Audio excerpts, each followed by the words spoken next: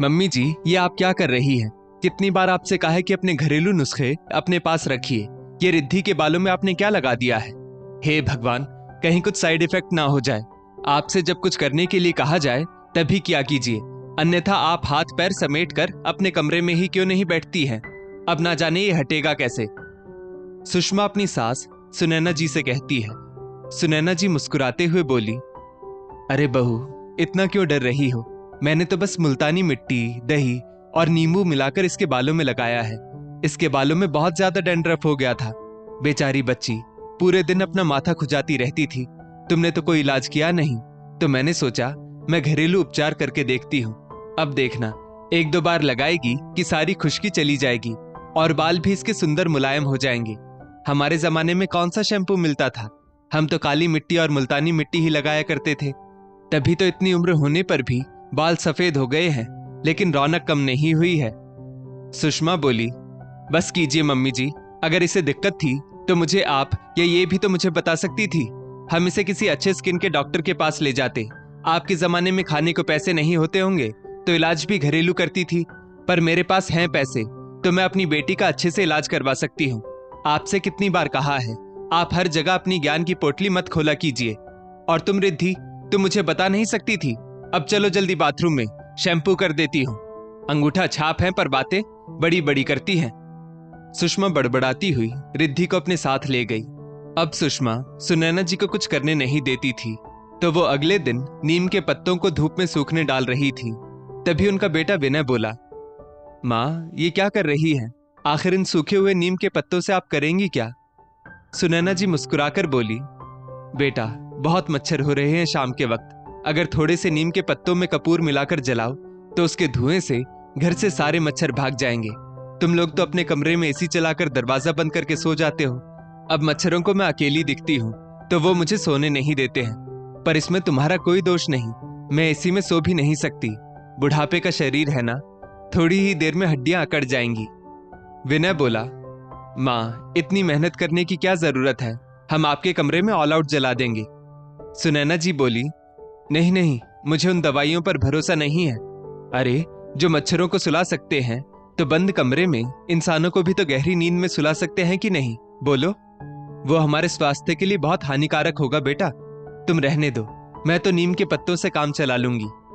तभी कमरे से सुषमा निकलकर आई और बोली, खबरदार, जो घर में धुआं किया तो पूरे घर से धुएं की स्मेल आएगी और जाले अलग लगेंगे।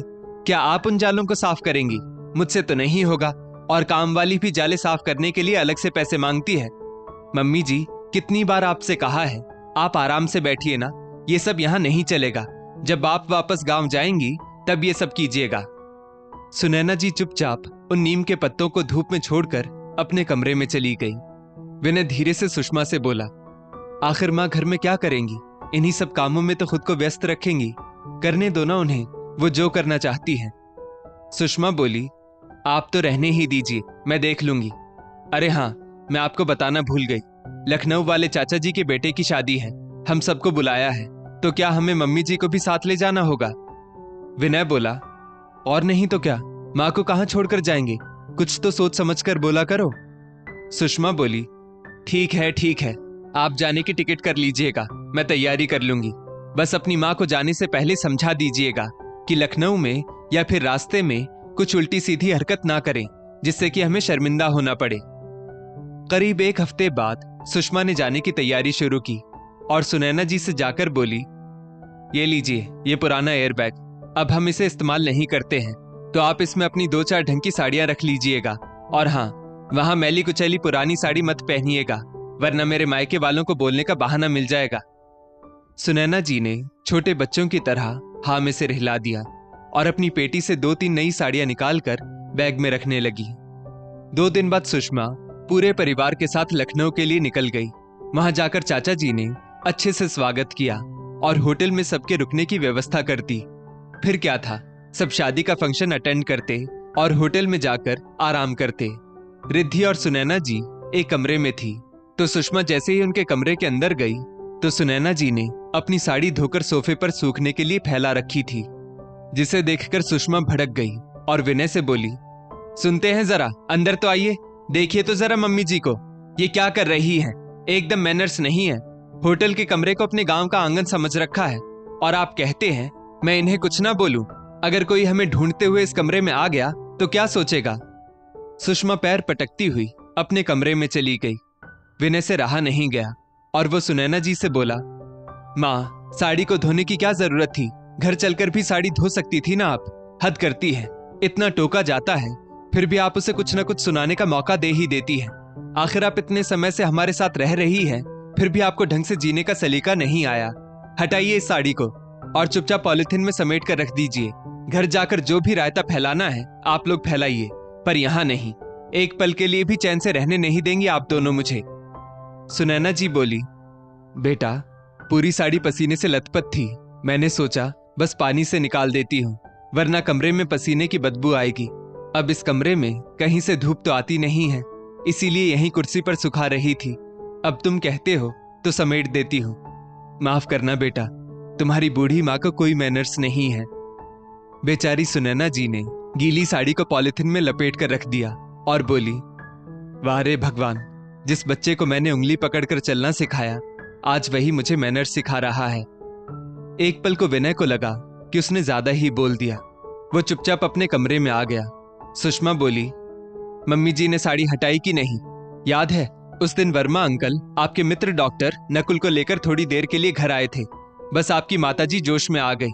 मैं उन्हें इशारा भी करती रही, पर वो समझती कहाँ है।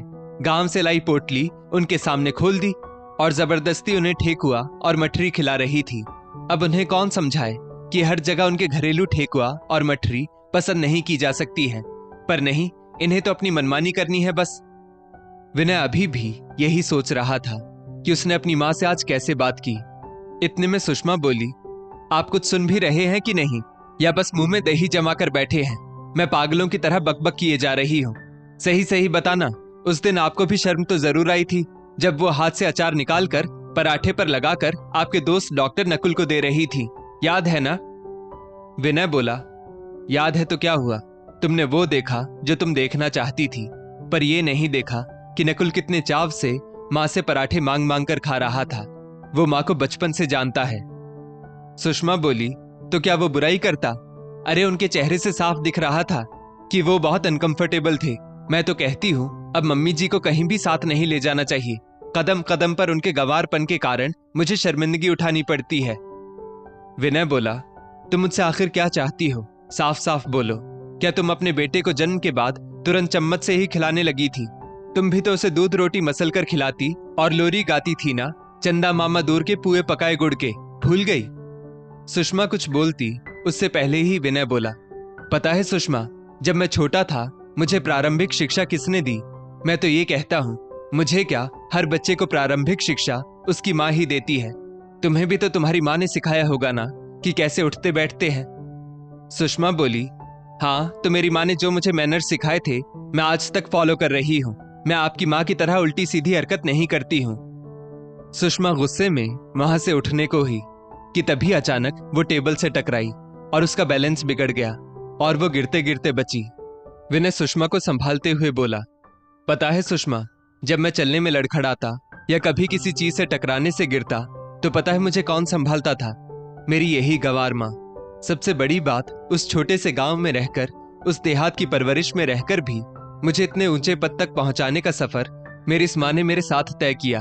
और तो और मुझसे पहले मेरी तरक्की का सपना मेरी माँ देखा करती थी। मेरी यही माँ गर्मी के दिनों में अपनी साड़ी को धोकर खिड़की के पास बांध देती थी ताकि ठंडी हवा का झोंका मुझे सुला सके। और देखा, आज मैं इसी में सोता हूँ, पर मेरी ये माँ आज भी पंखे के नीचे ही सोती है। सोचो, इतना पैसा होने के बाद भी मेरी माँ को मुझसे कुछ नहीं चाहिए। वो संतोष से रहती है। जानती हो क्यों? क्योंकि मेरी ये माँ मुझसे पहले मेरे सपनों को बुनती थी और आज पहली बार तुम्हारी वजह से मैंने उस देवी जैसी माँ को 2 बातें सुना दी। ईश्वर मुझे कभी माफ नहीं करेगा। विनय की बात सुनकर सुषमा के चेहरे पर उदासी आ गई। वो बोली, मैंने आपको उन्हें सुनाने नहीं, समझाने को बोला था। बस मैं इतना चाहती थी कि शहरों में रहने का थोड़ा थोड़ा तरीका सीख ले। वो कुछ तो मैनर सीखें, उनका ही फायदा होगा। विनय बोला, सोचो, कल को तुम्हारे बच्चे अगर तुम्हारी परवरिश पर उंगली उठाए, बुढ़ापे में जब खाते वक्त तुम्हारे हाथ कांपे, तो वो ये कहें कि आपने हमें तो खाने पीने का मैनर सिखा दिया, खुद क्या भूल गई? तब तुम्हें कैसा लगेगा? सुषमा की आंखों में आंसू आ गए थे। वो बोली, आज आपने मुझे मेरे भविष्य का आईना दिखा दिया। मुझे अपनी गलती का एहसास है। मैं ऐसा क्या करूं कि मम्मी जी मुझे माफ कर दे? विनय बोला, मानता हूं सुषमा, दुनिया बहुत आगे चली गई है, पर हमारी माँ अपने उस समय में जी रही है और हमें, तुम्हें, हम सबको अपने माता पिता गंवार लगने लगे हैं। तो ऐसे में हमारा क्या कर्तव्य है, तुम ही बताओ। सुषमा बोली, आप सच कह रहे हैं। आज हमें उनका हाथ पकड़कर सहारा देना चाहिए, नए तौर तरीके सीखने में उनकी मदद करनी चाहिए, क्योंकि यहां समय खुद को दोहरा रहा है। एक वक्त था जब माता पिता अपने बच्चों को सिखाते थे। उस वक्त तो वो बहुत संयम रखते थे। आज हमें संयम रखकर अपने माता पिता से व्यवहार करना होगा। तभी बाहर से चहल पहल की आवाज आ रही थी। विनय और सुषमा घबराकर बाहर निकले तो उन्होंने देखा बाहर कॉरिडोर में सुनैना जी सुषमा के सगे संबंधियों के साथ शादी ब्याह के गीत गा रही थी और खिलखिला रही थी। अचानक से सुषमा पर नजर पड़ते ही सुनैना जी चुप हो गई। सब लोग बोले, अरे अम्मा जी, चुप क्यों हो गई? क्या आप अपनी बहू से डरती हैं? सुनैना जी सुषमा से बोली, बहू, तुम रिद्धि की चिंता मत करो, मैंने उसे सुला दिया है। और आप लोग, किसने कहा मैं अपनी बहू से डरती हूं? बस आप लोगों के नए तौर तरीके, जिसे आप मैनर्स कहते हैं, उसे सीखने की कोशिश कर रही हूं। इसमें क्या बुराई है? जिन बच्चों को कभी हम उंगली पकड़कर चलना सिखाते थे, आज वही बच्चे अपने माँ बाप को अगर मैनर्स सिखा रहे हैं तो इसमें कोई बुराई नहीं। बस थोड़ा संयम रखना पड़ता है। क्यों बहू? सुषमा की आंखें भर आई। वो पास आकर सुनैना जी को गले लगाकर धीरे से बोली, मम्मी जी, मैं अपने व्यवहार के लिए बहुत शर्मिंदा हूं, मुझे माफ कर दीजिए। सुनैना जी ने जगह और माहौल देखकर मुस्कुराते हुए अपनी बहू के सिर पर हाथ रखा और बोली, बहू, कुछ शादी के गीत तुम भी सीख लो।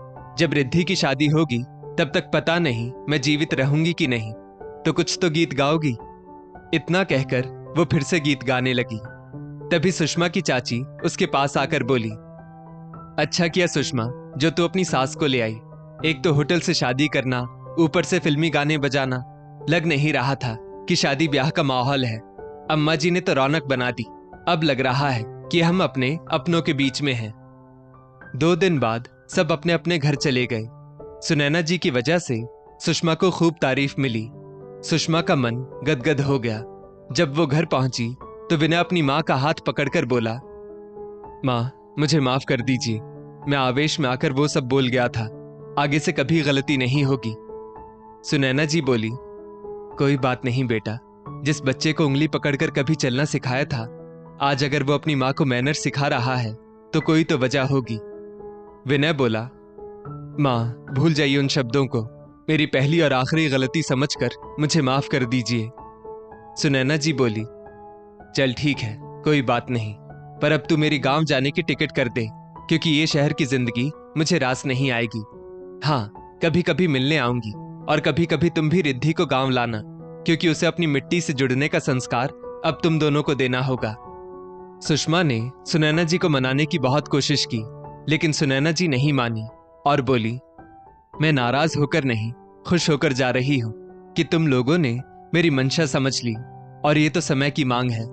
माँ बाप जिन बच्चों को उंगली पकड़कर चलना सिखाते हैं, एक समय के बाद बच्चे अपना दायित्व निभाते हैं और माँ बाप को सिखाते हैं। इसमें कोई बुराई नहीं है, बस सिखाने का तरीका सही होना चाहिए।